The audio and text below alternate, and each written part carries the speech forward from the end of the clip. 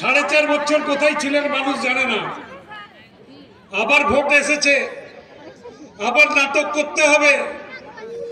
Horton রোডে গিয়ে গরিব যারা টোটো চালায় তাদেরকে খালি করে দিতে হবে দাবি তুলেছেন। যারা গুমটি করেন গরিব মানুষ, সেই গুমটিগুলো ভেঙে দিতে হবে, এটা হচ্ছে তার দাবি। একজন বিধায়িকা কোথায় বেকার ছেলেদের চাকরির জোগাড় করবেন, কোথায় মানুষের জন্য কাজ করবেন, না তিনি গরিব মানুষের পেটে লাথি মারতে উদ্যত হয়ে গরিব মানুষের রুটি কাটতে গেছিলেন। ভারতীয় জনতা পার্টি দলটা আজ পর্যন্ত মানুষের জন্য কোনো কাজ করেনি, মানুষের কোনো উপকার করেনি। একটু আগে হরনাম সিংজি বলছিলেন আমাদের এই অঞ্চলটা টিকে আছে কয়লা খাদানের উপরে।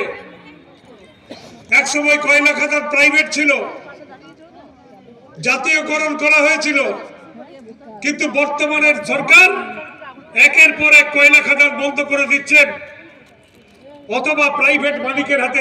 আগামী কয়েক বছর যদি বিজেপির সরকার থাকে, এই অঞ্চলের মানুষের অবস্থা কোন জায়গাতে পৌঁছাবে সেটা কিন্তু মানুষকে চিন্তা করার সময় এসছে। আর ওই শুভেন্দু অধিকারী বা অগ্নিমিত্রা পাল এসে মানুষের সঙ্গে মানুষকে লড়াবার যে চেষ্টা করছেন, নানা রকম ভাবে ধর্মের যে উস্কানি দিচ্ছেন, জাতির যে উস্কানি দিচ্ছেন, অন্যান্য যে উস্কানি দিচ্ছেন, সেই উস্কানির মানুষকে আমাদেরকে সমঝোতা করতে হবে, বোঝাতে হবে। দেখুন, আমরা বেশিক্ষণ বক্তব্য রাখবো না। বৈশানাথ চট্টোপাধ্যায়ের বক্তব্য আপনারা শুনুন। আমরা জানি অনেকক্ষণ আপনারা এসেছেন, কিন্তু সভা চলছে, তাই সভা শুনে আপনারা যাবেন, এইটুকুই আমরা আপনাদের কাছে আশা করব। আমি আরেকটা কথা বলে শেষ করতে চাই যে আমাদের এই অঞ্চলে গত বিধানসভায় আমরা 6টা আসনে জিতেছিলাম, 3টে আসনে আমরা হেরে গিয়েছিলাম, কিন্তু এবারের যে অবস্থা তাতে 9টা আসনেই তৃণমূল কংগ্রেস জিতবে। পশ্চিম বর্ধমানে 9 হবে, এটুকু আপনারা নিশ্চিন্তে থাকুন। বিজেপির ডাকে মানুষ সাড়া দিচ্ছে না, বিজেপির ডাকে মানুষ যাচ্ছে না, কারণ বিজেপির মুখ এবং মুখোশ আজকে দুটোই মানুষ চিনে গিয়েছে।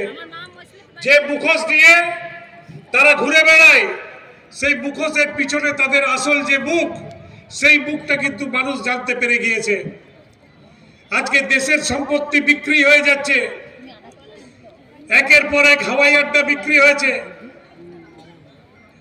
ইন্ডিয়ান এয়ারলাইন্স বিক্রি হয়ে গিয়েছে, কয়লা খাদান বিক্রি হয়ে যাচ্ছে, তেল কোম্পানি বিক্রি হয়ে যাচ্ছে, ব্যাংকগুলো বন্ধ হয়ে যাচ্ছে, মানুষের চাকরি করার জায়গা আস্তে আস্তে বন্ধ হয়ে যাচ্ছে। তাই মানুষকে ঘুরে দাঁড়াতে হবে, মানুষকে লড়াইয়ে নামতে হবে। খালি পশ্চিমবঙ্গে 4র্থবার মমতা বন্দ্যোপাধ্যায়কে মুখ্যমন্ত্রী করা আমাদের লক্ষ্য নয়। আমাদের লক্ষ্য আগামী লোকসভা নির্বাচনের পরে মমতা বন্দ্যোপাধ্যায়কে ভারতবর্ষের প্রধানমন্ত্রী করা। ভারতবর্ষের প্রধানমন্ত্রীর আসনে মমতা বন্দ্যোপাধ্যায়কে যতক্ষণ না বসবেন, দেশের উন্নয়ন ততদিন পর্যন্ত হবে না। বিজেপিকে সরাতে হবে, বিজেপিকে তাড়াতে হবে, বিজেপিকে হারাতে হবে। এই লক্ষ্য নিয়ে কিন্তু আমাদের এই লড়াই চলছে এবং এই লড়াই চলবে। আমার বক্তব্য আর দীর্ঘায়িত না করে আপনারা যারা এসছেন সকলকে আমার তরফ থেকে নমস্কার, ধন্যবাদ জানিয়ে আমার বক্তব্য এখানেই শেষ করলাম। জয় হিন্দ, বন্দে মাতরম। তৃণমূল কংগ্রেস জিন্দাবাদ, মমতা ব্যানার্জি জিন্দাবাদ, অভিষেক ব্যানার্জি জিন্দাবাদ।